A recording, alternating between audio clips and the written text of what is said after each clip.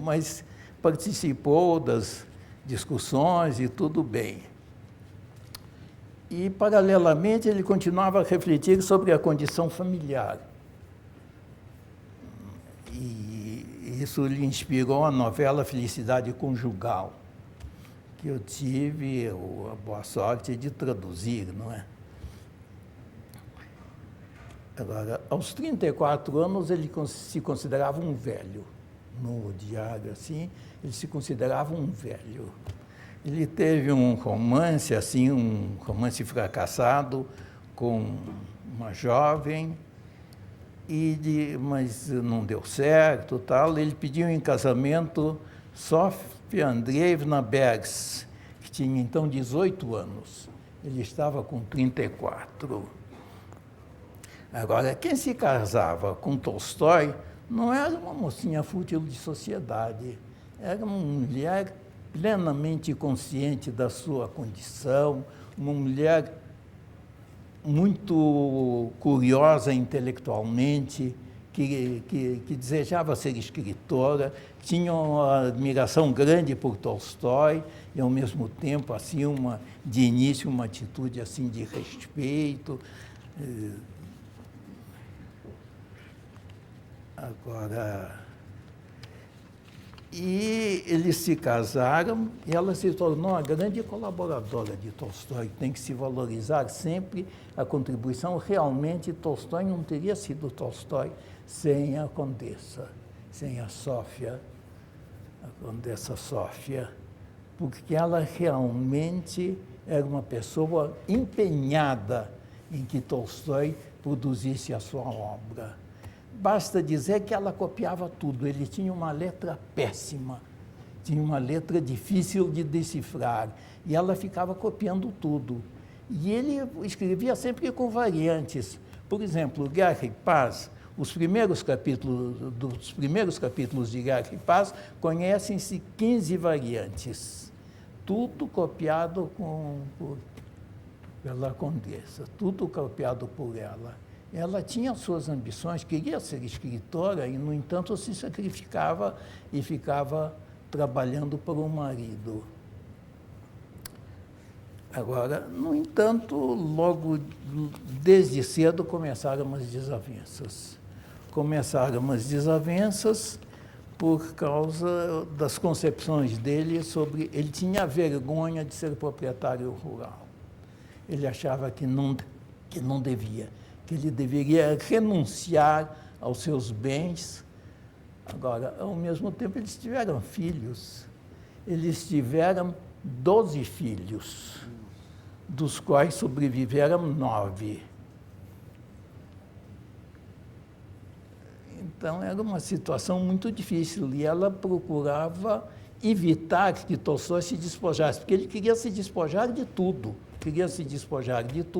Ele achava um absurdo receber direitos autorais, achava que era um absurdo, que ele escrevia para a humanidade e devia ser propriedade de todos, não deveria ser propriedade dele ou da família dele, e ela queria brecar isso, claro, ia brecando.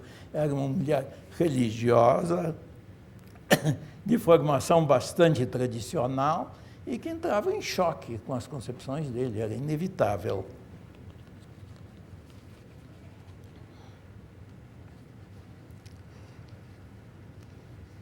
Agora, e finalmente ele se empenhou em escrever Guerra e Paz. Agora, o que é Guerra e Paz?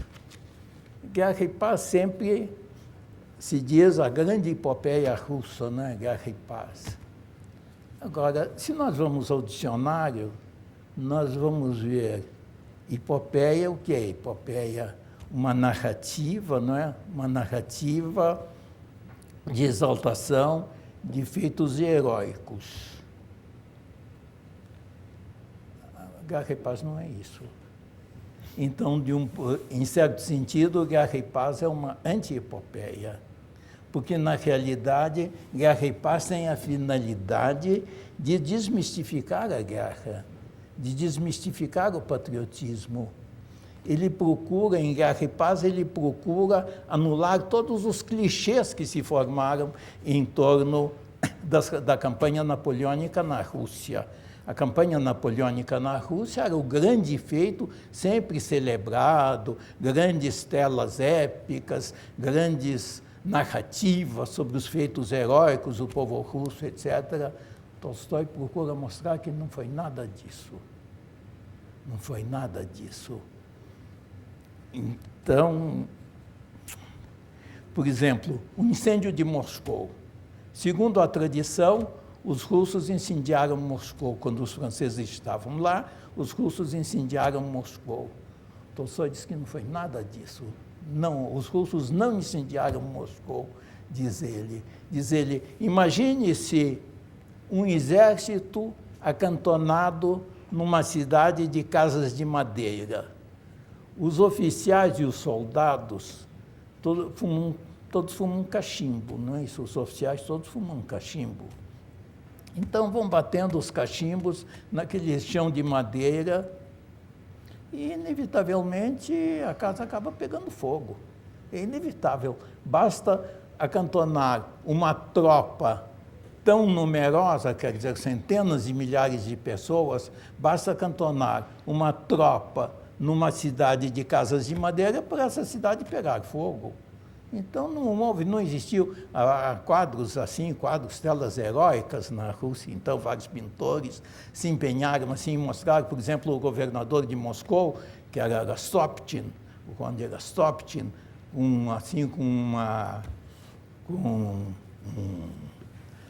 um facho assim, incendiando as casas. Ele disse, não existiu nada disso. Ele ficou sossegado em sua casa, ele não se deu ao trabalho de incendiar as casas de Moscou, não. O Rostopchin não fez nada disso, isso tudo é lenda. Depois, na Rússia, consagrou-se a noção de que foi uma guerra patriótica, foi uma guerra do povo russo, que o povo todo se armou, que os camponeses se armaram, que os camponeses atacaram os franceses. Tolstói diz que não aconteceu nada disso. Inclusive, ele argumenta no romance. O romance, aliás, é um tanto argumentativo, não é? Além de narrar, ele fica argumentando no romance. Ele diz, não aconteceu nada disso. E ele conta, então, casos como um personagem dele que está numa fazenda e quando o dono da fazenda abandona a propriedade, os camponeses pilham a fazenda, assim, roubam tudo. Onde está esse patriotismo, essa coisa, assim, esse espírito de sacrifício do povo russo? Quer dizer, às vezes há até um pouco de deboche em Guerra e Paz. Agora, é um romance muito complexo, não é? Foi muito criticado, assim, o excesso de filosofia, de pseudofilosofia, porque eu também concordo que a filosofia de Tolstói não vai muito longe. Dizem os entendidos, eu não sou tão entendido em filosofia, mas dizem os entendidos que a filosofia de Tolstói não vai muito longe, embora haja quem admire, quem exalte, etc. E realmente, o que há de reflexão filosófica em Guerra e Paz é muito fraco. É muito fraco. O forte mesmo é a narrativa.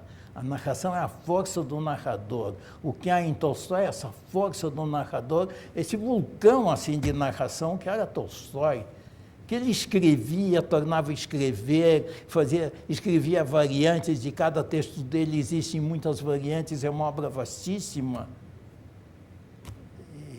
No entanto, o romance se sustenta, apesar dessas debilidades, desse excesso de filosofar e tudo, o romance é um grande texto. Né? Guerra e Paz é um grande texto, sem dúvida alguma, apesar de tudo isso, embora Tolstói não seja filósofo e queira fazer filosofia, mas realmente é um grande romance e realmente uma obra-prima. É uma obra-prima na literatura universal, há poucos textos que possam ser colocados ao lado de Guerra e Paz.